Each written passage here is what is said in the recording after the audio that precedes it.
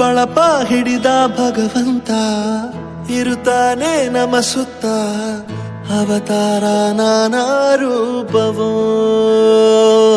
ನಮ್ಮೆಲ್ಲ ಹಣೆ ಬರಹ ತಿದ್ದಿ ಬರೆಯಲು ಕತ್ತಲೆಯಿಂದ ಬಂತ ನಮ್ಮ ಕೈಯ ಹಿಡಿಯುತ್ತ ಕರೆದೊಯ್ದ ಬೆಳಕು ತೋರಲು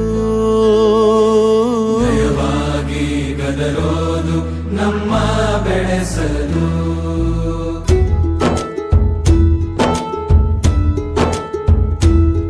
ಭಾಷೆ ಅಮೃತ ಕುಡಿಸೋ ತಾಯಾಗಿ ಭಾಷೆ ಅಮೃತ ಕುಡಿಸೋ ತಾಯಾಗಿ ಭವಿಷ್ಯ ಬರೆವಂತ ತಂದೇನೋ ಆಗಿ ಬರೆವಂತ ತಂದೇನೂ ಆಗಿ ಚಂದದ ಜೀವನನ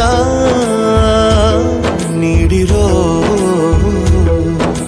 ಗುರುಗಳು ನಮ್ಮ ಗುರುಗಳು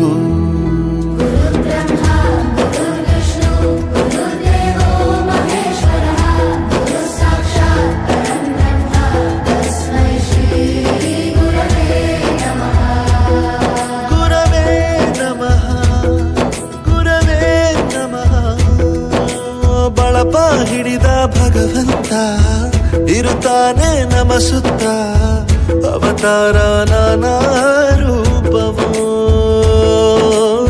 ಎಲ್ಲ ಹಣೆ ಬರಹ ತಿದ್ದಿ ಬರೆಯಲು ಬೇರೆ ಲೋಕಕ್ಕೆ ಹೋದಂಗೆ ಅನಿಸ್ತು ನಿಜವಾಗ್ಲೂ. ಅಮ್ಮನಿಗೆ ವಿಷ್ಣುವಿಗೆ ಮಹೇಶ್ವರಿಗೆ ಓಡಿಸಿದ್ದಾರೆ. ನಮ್ಮನ್ನ ಮಠಕ್ಕೇರಿಸಿದಂತಹ ನಾಗೇಂದ್ರ ಪ್ರಸಾದ್ ಅವರಿಗೆ ಧನ್ಯವಾದ. ಗುರುಗಳ ಮಹತ್ವ ಪ್ರತಿಯೊಬ್ಬ ಮನೆಗೂ ಪ್ರತಿಯೊಬ್ಬ ಮನುಷ್ಯನಿಗೂ ಹೋಗಿ ತಲುಪುತ್ತೆ.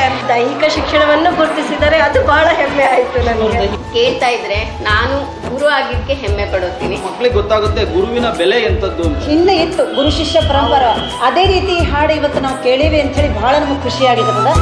ಬಾಳಲ್ಲಿ ಲೆಕ್ಕ ಎಷ್ಟು ಮುಖ್ಯ ಎಂಬುದ ಬೆರಳಲ್ಲೇ ತೋರಿ ಕಲಿಸಿದ ಗುರುಗಳೇ.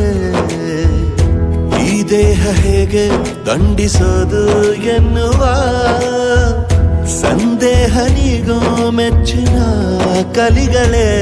ಕನ್ನಡ ಕಂಡರೆ ಕಣ್ಣಿಗೆ ಒತ್ತಿಕೋ, ಅಕ್ಷರ ಅಂದರೆ ಅನ್ನಕ್ಕಿಂತ ದೊಡ್ಡದೆಂದ ಗುರುವೇ.